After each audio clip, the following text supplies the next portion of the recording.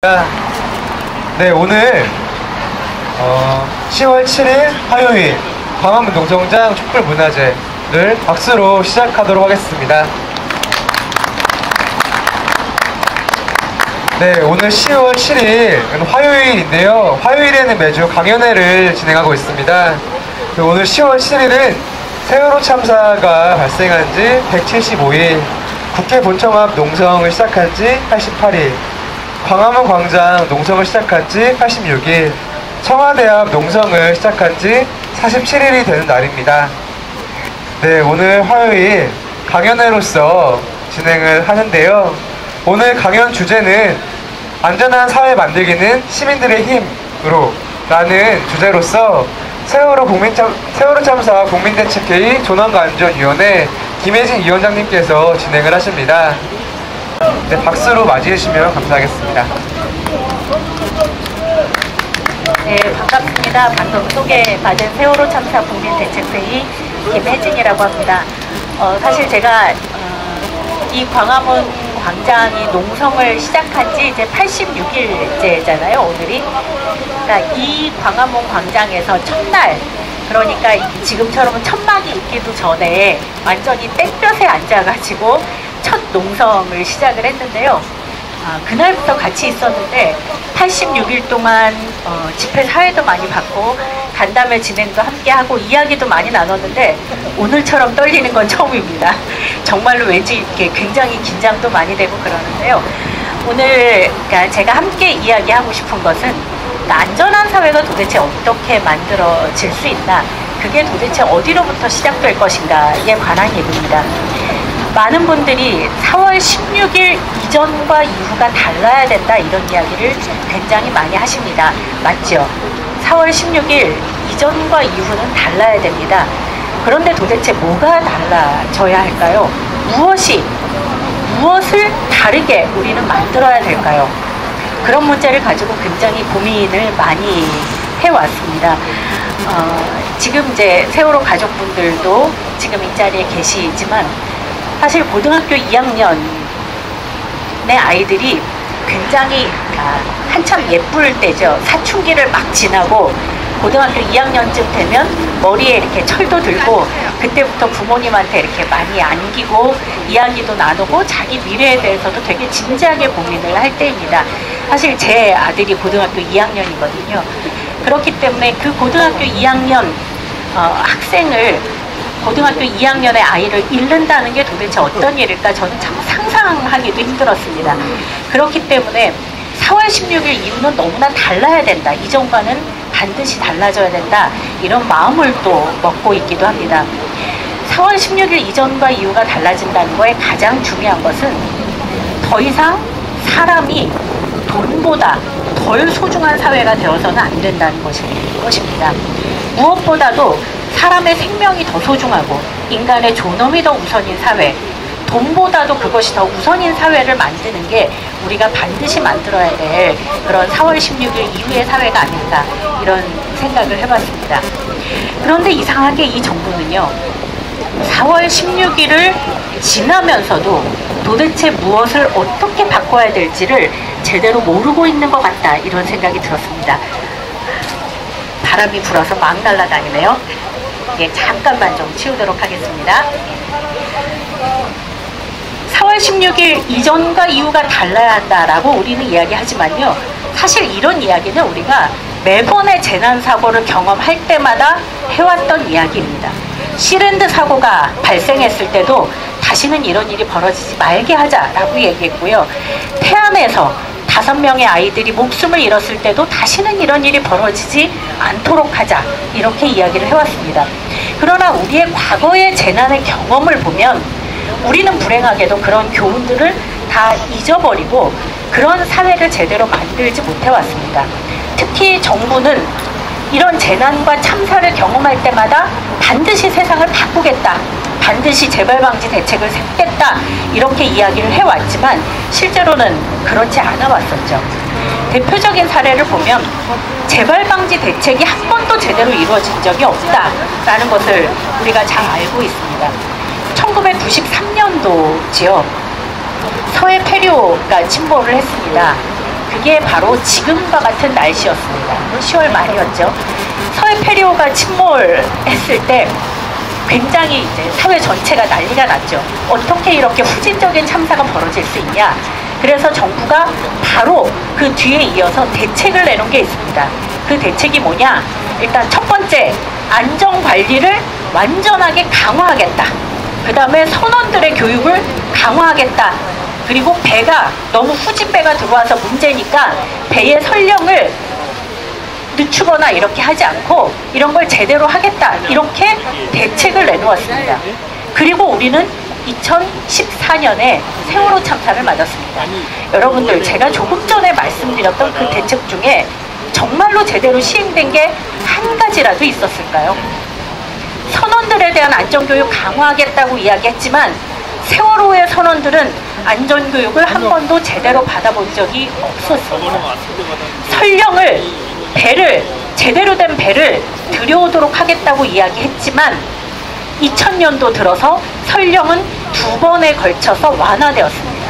2008년도에 한 번 완화되었고 2009년도에 또다시 완화되었습니다. 그렇기 때문에 17년 넘은 배가 아무렇지도 않게 일본에서 다 팔아치우는 고물배를 들여와서 운행을 할 수 있게 된 거죠. 안전관리 강화하겠다라고 얘기했지만 어떻게 했습니까? 오히려 안전관리 조치들은 점점 더 완화돼 버렸습니다. 사실상 이런 문제들은 우리가 사고가 벌어지고 정부가 대책을 내놓는데 우리가 그거를 제대로 감시하거나 관리하거나 무엇이 문제가 있는지를 생각하지 않고 그냥 정부가 알아서 했겠지, 이렇게 넘어가기 때문에 계속 똑같은 문제들이 발생하는 거죠. 사실 그렇게 오래 갈 일도 아닙니다. 시랜드에서 유치원 어린아이들이 목숨을 잃었습니다. 유치원 어린아이들이 화재로 목숨을 잃었을 때 가장 큰 원인으로 지목됐던 것이 바로 샌드위치 패널이었습니다. 그 샌드위치 패널 때문에 청소년 시설에서는 샌드위치 패널을 사용하지 못하게 하자라고 지침이 내려갔습니다. 그런데요, 여러분들, 경주 마우나 리조트 사건 아시죠? 부산외대 학생들이 또 수십 명이 사망한 사건이었습니다. 그때 눈 때문에 무너진 그 이유의 핵심도 샌드위치 패널이었습니다. 고양에서 4월 16일 날 사건이 나고 나서 고양터미널에서 또다시 화재 사건이 발생했습니다. 거기에서도 굉장히 여러 명이 사망을 하거나 중상을 입었습니다. 그때도 가장 큰 원인이 샌드위치 패널로 지목되고 있습니다.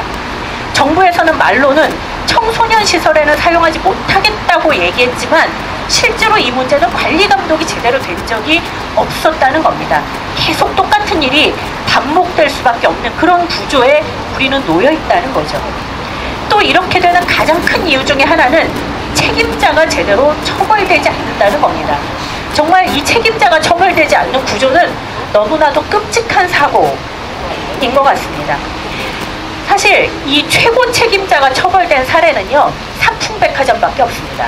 삼풍백화점에서는 이 삼풍의 회장이 직접 백화점이 무너질 수밖에 없도록 관리체계를 변경하도록 만든 그 정황이 확인되었기 때문에 이 사람만 징역 8년을 살았습니다. 징역 8년을 살고 나왔죠. 삼풍백화점 회장이 유일하게 최고 책임자가 사건의 책임을 묻게 된 사례였습니다. 대구 지하철 참사요. 대구 지하철 참사는 관제사 그리고 그 차량을 운전했던 기관사들만 처벌을 받았습니다. 대구 지하철 참사가 얼마나 끔찍한 사건이었는지 아십니까? 대구 지하철 참사가 벌어지고 나서 바로 다음날 차량을 청소하겠다고 얘기했습니다. 그러면 증거가 인멸되는 거죠. 사람들의 유품을 아직도 꺼내지도 못했는데 그거를 치워버렸습니다. 유족들이 깜짝 놀랐어요. 어떻게 이런 일이 벌어질 수 있냐? 유족들이 찾고 또 찾아서 간신히 차량을 찾아냈습니다.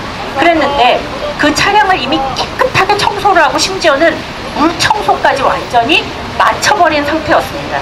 유족들이 이 유품을 어디서 찾아야 되나 헤매고 또 헤매서 청소를 하고 그 쓰레기를 버린 곳을 드디어 찾아냈습니다. 유족들이 그 쓰레기를 버린 곳까지 찾아가서 그곳을 뒤졌습니다. 그래서 거기에서 시신을 무려 8구를 수습을 했습니다. 굉장히 끔찍한 사건이었죠. 세월호는요, 배에 몇 명이 탔는지 사실 지금도 불확실하지만 그래도 누가 탔는지를 대강은 알 수 있습니다. 그런데요, 지하철은 알 수가 없습니다. 빨리 유품을 정리해버리고 처분을 해버리면요, 누가 피해를 당했는지, 누가 실종자인지, 누가 희생자인지를 알 수 없게 돼버립니다. 그 희생을 줄이려고 대구 지하철 공사와 대구시가 그런 식으로 정리를 해버린 겁니다.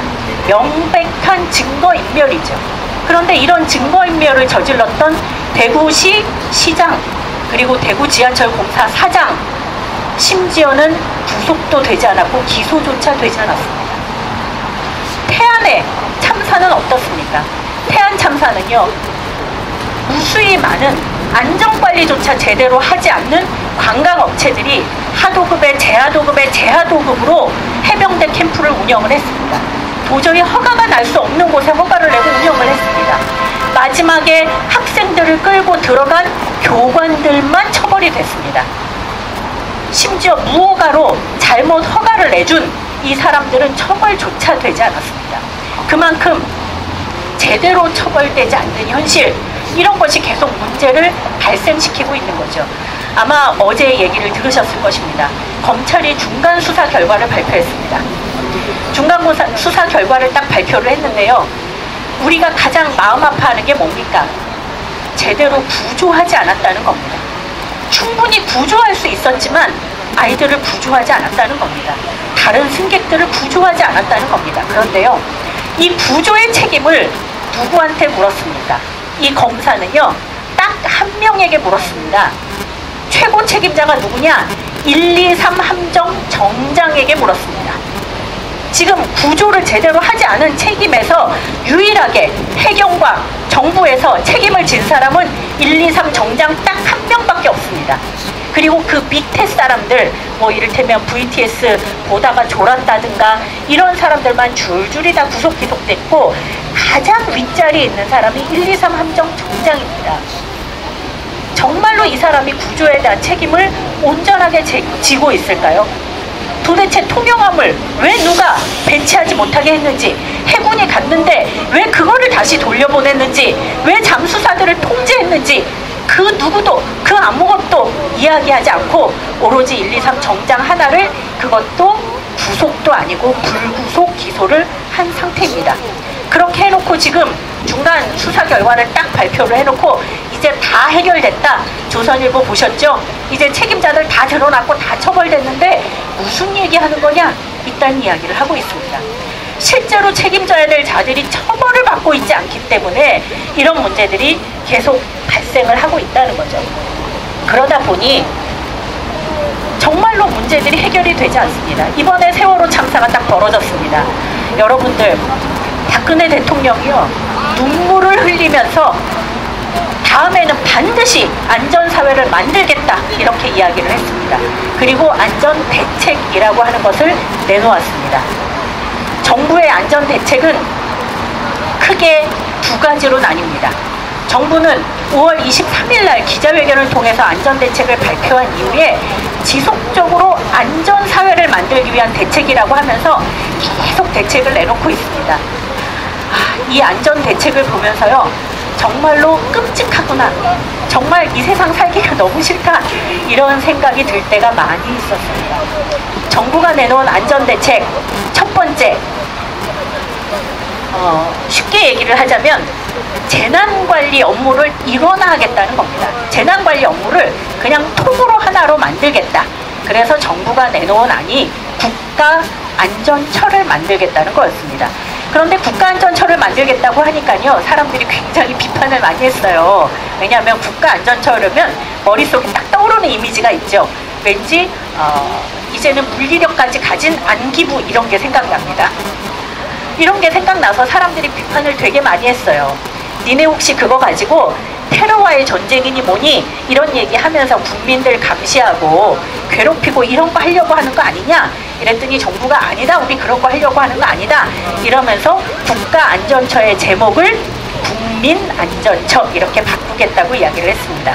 그래서 이번에 내놓은 이제 대책의 이름은요, 국가안전처가 아니고 국민안전처입니다. 국민안전처로 모든 안전관리 정책을 일원화하겠다는 것입니다. 그런데요, 전문가들 사이에서도 사실 이 국가안전처 혹은 국민안전처로 일원화하는 게 맞냐 틀리냐 하는 것은 굉장히 의견이 분분합니다. 일원화하는 게 좋다, 그렇지 않다, 뭐 이런 이야기를 하는 입장들도 많이 있습니다. 그런데 제가 말씀드리려고 하는 건 일원화하는 게 좋다 안 좋다를 말씀드리려고 하는 게 아니라 그 국가안전처를 만들고 그 아래에 안전기동대라는 걸 만들겠다고 계획을 내놨습니다. 처음 들어보셨죠? 안전기동대. 안전기동대가 뭘 하는 거냐면요, 그야말로 이제 사고가 딱 났다, 재난이 발생했다, 참사가 벌어졌다 그러면 기동대가 바로 출동을 딱 하는 겁니다. 출동을 해서 초기 진압만 딱 담당을 하는 겁니다. 초기 진압만 담당을 하면 그 이유는 누가 하죠? 그 이유는 누가 담당하는 것일까요? 여기에 바로 정부가 내놓는 안전대책의 핵심이 있습니다. 초기만 정부가 담당하고 나머지는 민간이 담당한다라는 것입니다. 쉽게 얘기하자면 언딘과 같은 업체들이 이번 세월호 참사를 보니까 초기에 구조를 잘했어야 되는데 언딘과 같은 데들이 초기 구조를 잘 못하더라. 그러니까 기동대를 딱 만들어서 초기에 사고 발생했을 때 우리가 잽싸게 처리를 하고 그 다음에는 언딘과 같은 업체에게 민영화를 하여 처리를 하도록 하겠다. 이게 지금 정부가 내놓고 있는 안전대책의 핵심입니다. 두 번째 또 있습니다. 실은 앞부분과 연결되는 건데요, 이게 더 끔찍합니다. 두 번째 대책이 뭐냐? 안전산업 활성화입니다. 지금 정부 대책이, 이거는 제가 하는 말이 아니라 정부가 아예 대책을 이렇게 그냥 이름을 붙여놨습니다. 8월 26일 날 여러분들 보시면 저기 KT 건물 보이시죠? 저 KT 건물 13층에 국민경제자문회의라고 하는 곳이 있습니다. 대통령을 보좌하는 헌법기구입니다. 헌법상의 기구이고 이 국민경제자문회의가 한국의 경제와 관련한 핵심적인 정책을 다 내놓고 있는 데입니다. 여기에 국민경제자문회의에 위원들이 주로 어떤 사람들이냐? 일단 김앤장이라고 하는 데가 말 그대로 우리나라 최고의 법률 기업이죠. 여기에서 말 그대로 삼성, 현대 이렇게 각각 대기업의 범죄 행위에 대하여 가장 열심히 변호를 하는 곳이 바로 김앤장입니다. 김앤장 고문들, 그 다음에 맥킨지라고 해서 유명한 세계적인 컨설팅 업체입니다. 기업이 살아야만 세계가 산다, 이런 거를 주장하면서 세계적으로 규제 완화를 열심히 주장하고 있는 맥킨지 컨설팅의 한국 지사장, 이런 사람들이 바로 이 국민경제자문회의의 위원입니다. 또 우리나라에서 규제 완화론자들, 쉽게 얘기하자면 박근혜 대통령의 출신 학교인 서강학파라고 흔히 부릅니다. 서강대 출신의 경제학과 교수들, 규제 완화를 해야 우리나라가 산다를 열심히 주장하는 사람들인데요, 이 서강학파들이 줄줄이 포진해 있는 게 바로 이 국민경제자문회의입니다. 이 국민경제자문회의가 지금 정부의 규제 완화 정책을 계속 밀어붙이고 있는 단체 중에 하나입니다. 그렇기 때문에 얼마 전에 세월호 국민대책회의에서는 저 국민경제자문회의 앞에서 공동으로 집회도 했습니다. 더 이상 이런 규제 완화 밀어붙이지 마라, 이렇게 얘기를 했는데요, 바로 그 국민경제자문회의에서 안전과 관련한 대안을 내놨습니다. 제목이 뭐냐? 국가안전대진단 및 안전산업 발전 방향이라는 이름의 안전대책입니다. 오래전 얘기도 아닙니다. 바로 8월 26일 날 정부가 내놓은 안입니다. 제가 이 제목만 읽어드렸는데요, 이 제목을요 어디선가 들은 기억이 있었어요. 어디선가 들은 기억이 있는데 이게 뭐지? 기억이 났습니다. 삼풍백화점이 무너지고요, 성수대교가 무너졌습니다.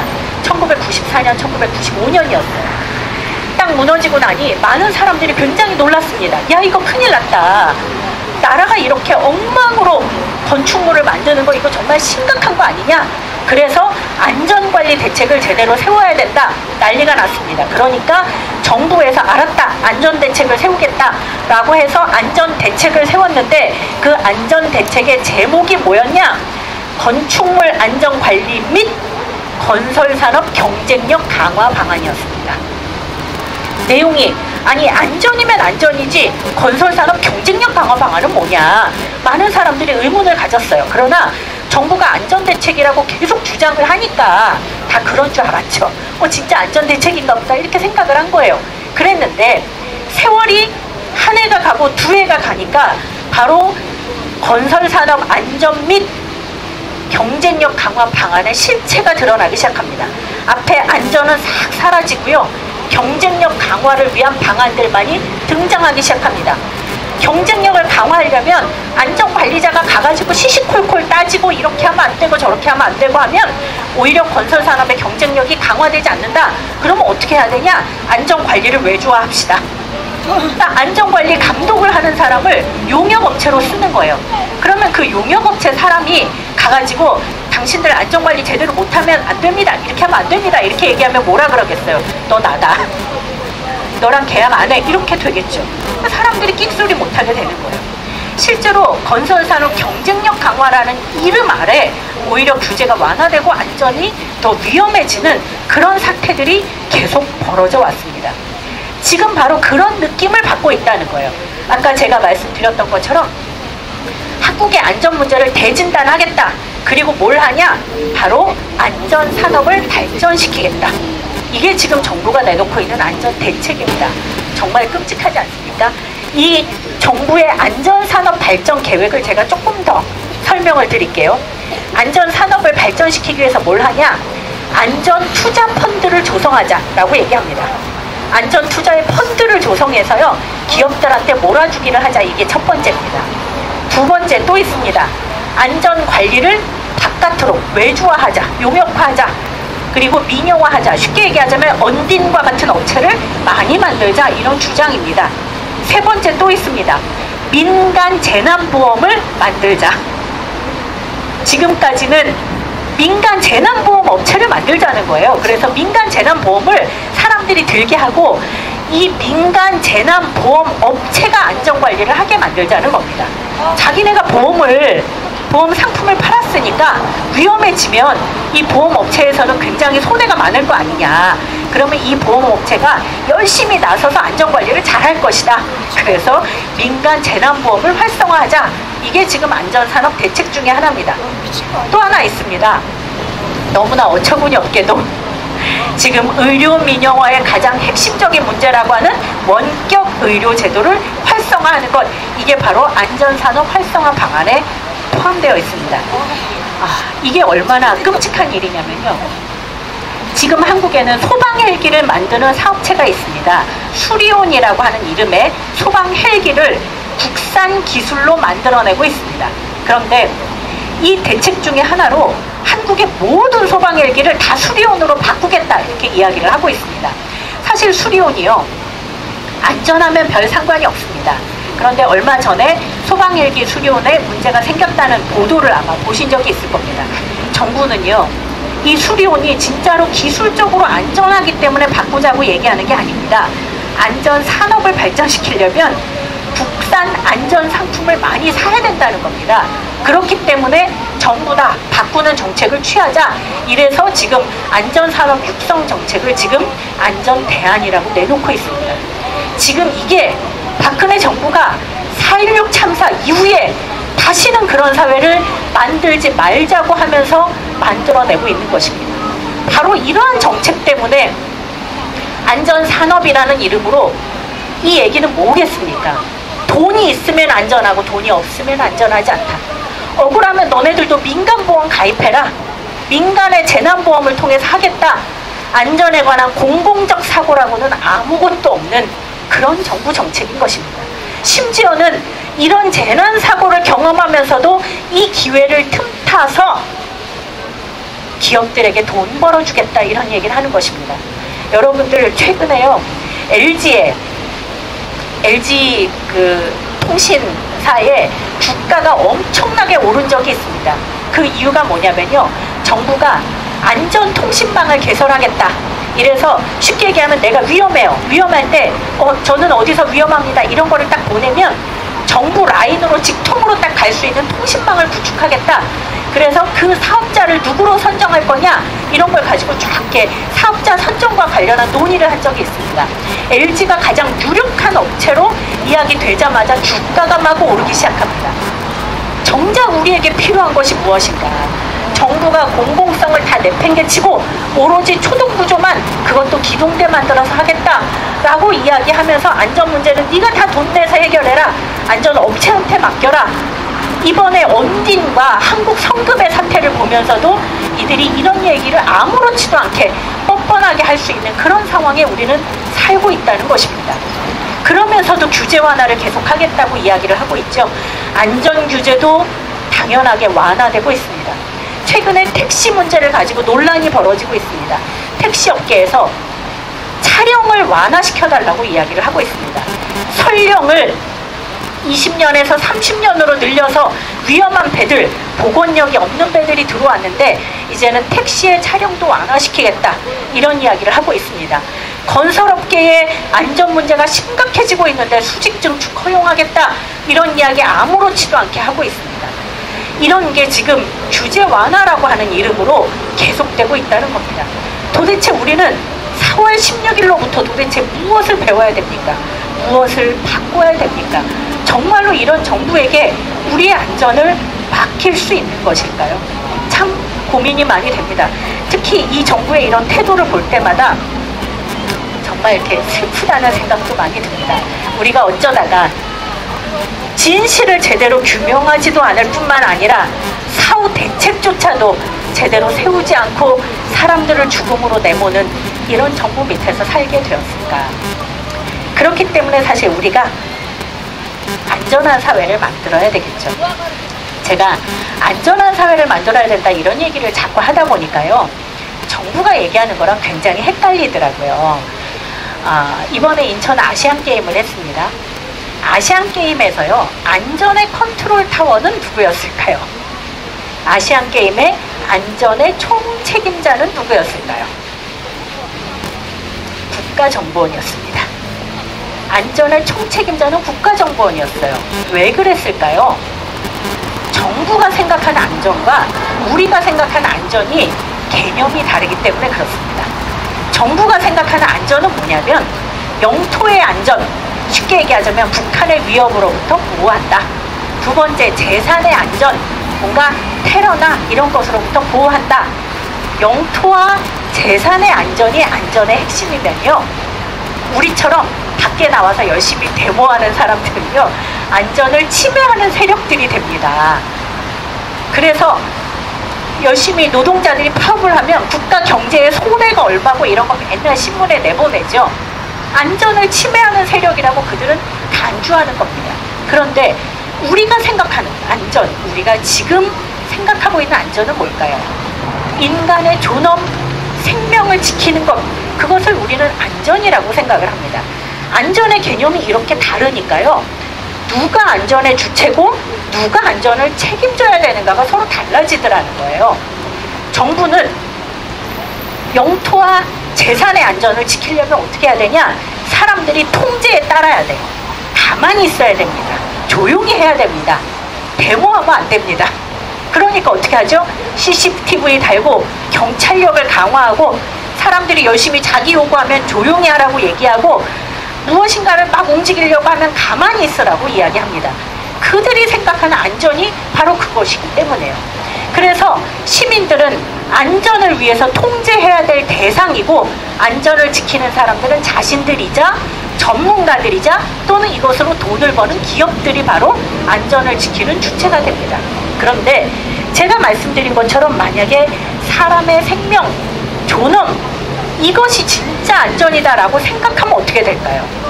우리의 존엄을 해치는 사람들, 안전하지 않은 일자리를 만들어서 산업재해가 벌어질 수밖에 없도록 만들고, 대중교통을 돈벌이 수단으로 만드느라고 위험하게 만들고, 그리고 이런 사고나 재난을 당했을 때 제대로 구조하지 않는, 이게 정말로 불안한 상황이 되는 거죠.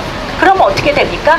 정부와 기업이 안전을 책임져야 되는 사람이 되는 겁니다. 바로 우리가 안전을 보장받아야 될 주체가 되는 거죠. 안전을 어떻게 생각하느냐에 따라서 주체와 책임자가 완전히 뒤바뀝니다. 결국 우리가 이야기하는 안전을 어떻게 지킬 것인가, 우리가 우리의 생명과 우리의 존엄을 우리 스스로 어떻게 지켜나갈 것인가가 정말로 중요한 문제가 되고 있다고 생각을 합니다. 이 안전을 지키려면 제일 중요한 거는 첫 번째는 기업의 탐욕을 억제해야 되죠. 과적을 하고 마음대로 불법 개조를 하고 사람들이 죽게 만들고 산업재해로 죽게 만드는 이 모든 것들은 다 왜 벌어집니까? 기업의 탐욕 때문입니다. 이 기업의 탐욕을 그 누구도 제대로 규제하지 못하고 있기 때문입니다. 오히려 정부는 그것을 계속 부추기면서 규제 완화를 열심히 하겠다. 기업이 돈만 벌 수 있다면 환경을 파괴해도 괜찮고 사람을 죽여도 괜찮고 뭘 해도 괜찮다. 이런 이야기를 아무렇지도 않게 하고 있는 겁니다. 이 기업의 탐욕을 어떻게 규제할 것이냐가 우리의 안전을 지키는데 첫 번째일 것이다. 두 번째는 당연하게 책임자를 처벌하는 거겠죠. 그런데 책임자 처벌 문제는 아까 제가 말씀을 드렸으니까 넘어갈게요. 저는 더 중요한 세 번째가 있다고 생각을 합니다. 더 중요한 세 번째는 뭐냐? 안전하려면 우리에게 권리가 있어야 된다는 거예요. 예를 들어 봅시다. 세월호가 출항할 때요. 학생들이, 선생님들이, 그리고 그 배를 아이들이 탔을 때 부모님들이 이 배가 보건력에 문제가 있다는 것을 알았다면, 이 배가 과적을 했고 정말로 위험한 상태라는 것을 알았다면, 이 배에 어떤 문제가 발생할 수도 있었다는 것을 알았다면 정말로 사람들이 그냥 그렇게 아무렇지도 않게 그 배를 타고 웃으면서 떠나갈 수 있었을까요? 그렇지 않았을 겁니다. 우리에게 지금은요, 우리의 위험에 관한 모든 정보는 다 통제되고 감춰져 있습니다. 지금 원자력 너무나 노후화됐고 위험하다고 어쩌다 한 번씩 가끔씩 텔레비전에서 라디오에서 한 번씩 튀어나옵니다. 고리에 있는 원전은 심지어는 엉뚱한 원자로를 30년간 자격도 없는 이상한 데가 검사를 하고 있었다더라. 이런 게 밝혀집니다. 부품 들어가는데 그 부품 자격증명서를 다 위조했다더라. 이런 게 가끔씩 밝혀집니다. 그러나 우리는 일상적으로 그 정보를 알지 못해요. 그게 얼마나 위험한지, 어떤 고통을 당할 수 있는지를 알 수가 없습니다. 최근에 불산 누출 사고가 많이 벌어집니다. 구미에서 불산 누출로 굉장히 많은 사람이 사망했고요. 삼성전자가 있는 동탄에서도 불산 누출 사고가 있었습니다. 그런데요, 그 지역 주민이 그거를 알고 있었을까요? 바로 자기가 살고 있는 주변에 이런 유해하고 위험한 화학물질을 다루는 공장이 있었다는 걸 지역 주민들은 알 수가 없었습니다. 얼마 전에 제가 살고 있는 동네에서요, 큰 사고가 발생했습니다. 노르표 페인트라고요. 페인트 업체에서 에폭시가 누출이 됐습니다. 바로 앞에 학교가 있었어요. 에폭시 누출돼서 학교가 아예 수업이 중단된 상태가 돼버렸습니다. 굉장히 냄새가 심하고 학생들이 머리가 아파갖고 도저히 수업을 진행할 수 없는 정도였어요. 그런 위험한 물질이 어떻게 관리되고 있는지를 지역 주민들이 아무도 알 수 없었던 겁니다. 이거를 여러분들이 그래 이제부터 알아봐야지, 그래서 이제 물어보십시오. 우리에게 이런 정보를 주십시오. 이렇게 얘기하면 어떤 답변이 돌아올까요? 영업 비밀입니다. 알려줄 수 없습니다. 이런 답변이 돌아옵니다. 우리는 우리 주변에 유해하고 위험한 물건 또는 물질, 이런 거에 대해서 알 수 있는 권리가 없습니다. 우리가 그것을 알 수 있다면, 무엇이 위험하고 무엇이 잘못되어 있는 것인지를 알 수 있다면 우리는 그것을 고치라고 이야기할 수 있고 고치도록 요구할 수 있고, 정 안 되면 사람들 손을 끌고 가서 앞에서 데모라도 할 수 있겠죠. 그렇기 때문에 안전하려면 알 수 있어야 된다. 알 권리라는 게 너무나 중요한 것이라는 겁니다. 알 뿐만 아니라 우리가 참여할 수 있어야 되겠죠. 관리가 제대로 되어 있나? 이런 거는 문제가 없는가? 이런 거를 우리 스스로 참여할 수 있을 때 실제로 참여할 권리가 보장될 때 우리의 안전이 보장될 수 있다는 겁니다. 또 하나가 있습니다. 저는 가장 가슴이 아픈 게 그런 게 있습니다. 사실 지금 세월호 선원들 재판도 받고 있고 과실치사 혐의에다가 여러 가지 혐의를 쓰고 있습니다. 개인적으로는 굉장히 열받습니다. 그러나 한편으로 생각을 해보면 그런 고민도 듭니다. 이 세월호 선원들이 이 배가 출항하기 전에 이 배는 못 갑니다. 이 배는 심각하게 위험합니다. 출항하지 맙시다 라고 얘기할 수 있었다면 어땠을까? 한국 성급에서 안전관리를 하는 노동자들이 이 배는 문제가 있습니다. 구명발 펴지지도 않고 구명조끼도 문제가 있습니다. 이렇게 말할 수 있었다면 얼마나 좋았을까? 그러나 그 노동자들은 그런 말을 하지 못했습니다. 얼마 전에 사회공공연구소에서 발전소에서 일하는 노동자들을 대상으로 설문조사를 했습니다. 위험을 당신이 발견했어요? 이게 위험하다라고 하는 것을 얘기할 수 있습니까? 없습니까? 반 정도 되는 노동자들이 나는 말할 수 없다라고 답변을 했습니다. 나는 말할 수 없다. 이게 위험해도 얘기할 수 없다. 이유가 뭐냐? 첫 번째, 비정규직은 말하면 잘린다. 두 번째, 말해봤자 고쳐지지 않는다. 그런데도 자꾸 제기하면 나만 왕따 당한다. 이게 노동자들의 대부분의 인식이었다는 겁니다. 지금 수없이 많은 대중교통, 수없이 많은 에너지기관 이런 데서 일하는 노동자들이 정말 위험을 알고 있습니다. 그러나 그들은 말하지 못해요. 왜? 공익 제보자들에 대한 보호가 되지 않습니다. 그 사람들 금방 잘려요. 얘기해도 해결되지 않습니다. 왜? 시민들이 힘으로 뒷받침해주지 않기 때문에 그렇습니다. 또 그 사람들이 말을 하고 싶어도 작업을 중지할 권한이 없기 때문에 그렇습니다. 정확하게 표현하자면 현행 법에는요, 노동자들이 위험하다고 느낄 때 작업을 중지할 권한이 법적으로는 보장돼 있습니다. 법적으로는 보장돼 있으나 현실로는 불가능하다는 겁니다. 왜? 작업을 중지하고 야 이거 너무 위험해, 작업을 딱 중지하는 순간 그 노동자에게는 민사상 손해배상이 청구될 것이기 때문에 그렇습니다. 실제로 위험을 가장 가까이서 느끼고 있는 노동자들에게 권리가 없는 이상은 이 위험이 제대로 폭로되지도 않고 드러나지도 않고 고쳐지지도 않는다는 겁니다. 그래서 정말 우리가 위험해서 우리 스스로가 안전해지려면 뭐가 필요하냐? 노동자에게 권리가 있어야 된다. 시민들에게 알 권리가 있어야 된다. 시민들이 직접 참여하고 관리하고 책임지도록 요구할 권리가 있어야 된다. 시민들을 끊임없이 통제하고 가만히 있으라고 얘기하는 게 아니라 오히려 우리 스스로가 그런 권리를 위해서 노력할 수 있어야만 진짜로 안전한 사회가 이루어진다는 거죠. 오랫동안 이런 문제를 가지고 싸워오신 분들이 있습니다. 그분들이 이제 지금 여러 가지 성과를 가지고 노력을 하고 계시는데요.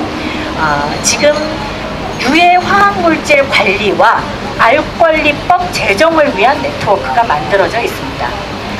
불산 누출 사고, 그 다음에 동탄에서의 사고, 이런 무수히 많은 누출 사고를 겪으면서 지역 주민들이 만들어서 함께 해결하고자 하는 법입니다. 그리고 책임자를 제대로 처벌하자라는 의미에서 기업 과실치사법을 만들기 위해서 노력하시는 분들도 또 한 축으로 있습니다. 그리고 노동자들이 이런 문제에 대해서 제대로 발언할 수 있도록 만들기 위해서 작업중지권을 현실화하자라고 요구하고 노력하시는 분들도 있습니다. 또 한편으로는 시민들이 직접 관리하고 감독할 수 있도록 하기 위해서 대구 지하철 참사를 경험했던 대구 지역 지하철을 중심으로 해서는 시민안전위원회와 같은 것을 만들어서 우리가 함께 이 문제를 해결하자라는 노력을 기울이고 계시는 분들도 있습니다. 또 한편으로는 공익제보자를 보호하자, 이런 문제를 갖고 싸움을 하시는 분들도 있습니다. 우리가 보다 안전한 사회를 만들기 위해서 지금까지 이렇게 무수히 많은 노력을 해오시는 분들과 함께 통제가 아니라 권리를, 가만히 있으라가 아니라 참여를, 침묵이 아니라 알 권리를, 그런 것을 우리가 요구해 나가는 것이 대단히 중요할 것 같다, 이런 생각입니다. 마지막으로 제가 마지막으로 드리고 싶은 말씀입니다. 우리는 세월호 참사 이후에 특별법 만들자고 굉장히 얘기를 많이 했습니다. 근데 우리가 생각하는 특별법은 다 기소권, 수사권 이런 거에 딱 좁혀져 있어요. 그러나 이 특별법에는 기소권과 수사권만 있는 것이 아닙니다. 당연히 진실을 규명하는 것도 대단히 중요하지만 이 특별법 안에는 안전사회소위원회를 구성하자라고 하는 내용이 포함되어 있습니다. 제가 이 특별법의 내용을 잠시 읽어드리도록 하겠습니다. 이 특별법, 가족들이 제출한 특별법 제3조입니다. 3조 2항입니다. 4.16 참사의 직간접적 원인을 제공한 법령 제도, 관행 등에 대한 개혁 및 대책 수립에 필요하다고 인정되는 사항에 대한 조사 및 연구활동을 한다. 3항 동일 유사한 재난 예방 및 대책 수립을 위하여 필요하다고 인정하는 사안에 대한 조사 연구 정책 대안을 마련한다. 4항 인간의 존엄성을 유지하며 안전하게 살 수 있는 사회를 위하여 필요하다고 인정되는 사항에 대한 조사 및 대책을 수립한다. 이게 세월호 특별법의 목적으로 나와 있는 조항입니다. 그리고 이 특별위원회의 제1소위원회가 바로 진상규명소위원회입니다. 우리가 기소권과 수사권을 줘야 한다고 주장하는 곳, 이곳이 바로 제1소위원회입니다. 이 소위원회가 뭐냐? 바로 안전사회소위원회입니다. 3소위원회가 기업과 치유소위원회입니다.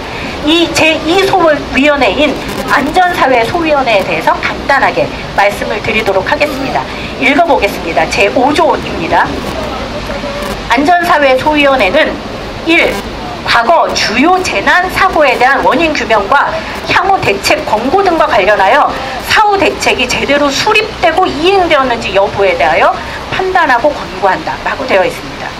지금까지 무수히 많은 사고가 있었지만 한 번도 그 대책이 제대로 지켜진 적이 없습니다. 그것에 대하여 검토하겠다는 것입니다. 두 번째, 안전사회를 위한 시민들의 정책 참여 및 참여 구조에 대한 대안을 마련하자라는 것입니다. 앞서 말씀드렸듯이 안전하려면 참여해야 됩니다. 시민들이 어떻게 참여해야 되는지에 대한 대안을 마련하는 것을 안전사회 소위원회의 역할로 하고 있습니다. 세 번째, 가중위험시설 및 관련 직업 종사자의 위험 요인 등 안전에 대한 제보, 아시겠죠? 자유롭게 제보할 수 있도록, 그리고 제안을 접수하는 것, 법령 등 제도 개선과 정책 수립에 필요한 내용들을 다룬다.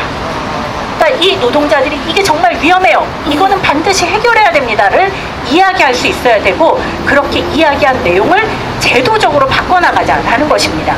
네 번째, 정부와 지방자치단체의 시민안전 관련 부서와 재난방지 대응 시스템, 안전정책 수립 및 실행 제도 개선 등에 대한 대안을 마련하는 것, 이게 바로 안전사회 소위원회의 역할입니다. 지금 가족분들이 계속 호소를 하시잖아요. 특별법이 만들어져야 된다, 특별법이 만들어져야 안전한 사회가 됩니다 라고 이야기하는 게 빈말이 아닌 것입니다. 진상규명을 통해서 제대로 밝혀지는 것도 안전사회를 위해 중요하지만, 과거의 재난으로부터 우리가 제대로 배우고 그 경험을 되새기고 제대로 참여하고 안전할 수 있는 구조를 만들어 나가는 것, 그것을 이 특별법을 통해서 반드시 해내자라고 하는 게 바로 가족들의 요청사항이었습니다. 참고로 말씀드리면 처음에 이 조항이 처음 만든 초안에는 없었습니다. 대한변협이 만든 초안에는요 없었고, 이걸 가지고 가족분들과 함께 간담회를 했습니다. 가족분들이 그 초안을 쫙 듣고 두 가지 문제를 제기했습니다. 첫 번째, 보상과 배상에 관한 문제를 빼달라. 우리는 그것 때문에 우리의 요구가 왜곡되는 걸 원하지 않는다, 빼달라. 이게 첫 번째 요구였고요. 두 번째, 우리는 진짜로 안전한 사회를 원한다. 어떻게 해야 그게 되는지를 논의해달라, 찾아달라, 그거를 이 법안에 담아달라 라고 굉장히 강력하게 요구하셨습니다. 그래서 대한변협, 그리고 국민대책회의 조명과 안전위원회, 그리고 국민대책회의의 그 국민참여진상조사위원회, 이런 단위들이 함께 모여서 논의하고 또 논의해서 만들어낸 조항입니다. 가족분들이 이거를 받아들이시면서도 사실은 아직 이걸로도 부족하다 이런 얘기를 많이 하셨지만, 사실 하나의 법안에 다 담기는 어려웠습니다. 그래서 우리가 함께 이 정도만이라도 시작해보자 라고 제안을 드렸고, 그거에 대해서 동의하셨습니다. 그렇기 때문에 이 특별법은 안전사회를 만들 수 있는 법안이기도 한 것입니다. 수사권, 기소권을 우리가 찾는 것 못지않게 바로 안전사회 소위원회의 문제의식이 제대로 살아나도록 하는 것, 이것이 바로 특별법에서 또다시 중요한 일이라고 생각합니다. 그런데요, 특별법이 관철되어야만 그때부터 진상규명이 시작되는 것은 아닙니다. 특별법이 진행되지 않더라도 바로 우리는 스스로 우리가 무엇이 궁금한지 이야기해야 되겠다, 무엇이 의문인지 말해야 되겠다, 이것에 대해서 우리는 진상규명을 요구하기 시작했습니다. 이것이 우리 스스로가 진상규명의 주체로 서는 것입니다. 마찬가지로 안전사회도 특별법이 만들어지고 나서 시작이 되는 것이 아닙니다.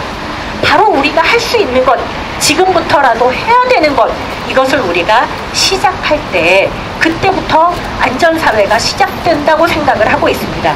그렇기 때문에 우리 지역에서부터 유해 화학물질이 어디에서 만들어지고 있는지를 알 권리, 우리가 타고 있는 지하철이나 이런 게 얼마나 제대로 되고 있는지에 대해서 우리가 참여할 권리, 노후한 원전이 정말 위험한지 아닌지 제대로 밝혀라, 이런 거를 요구할 권리를 우리가 함께 이야기해 나가면서 그런 운동의 마음을 모아 갈 때 바로 그때 세월호 특별법도 힘을 가지고 진행될 수 있지 않을까, 이런 생각을 합니다.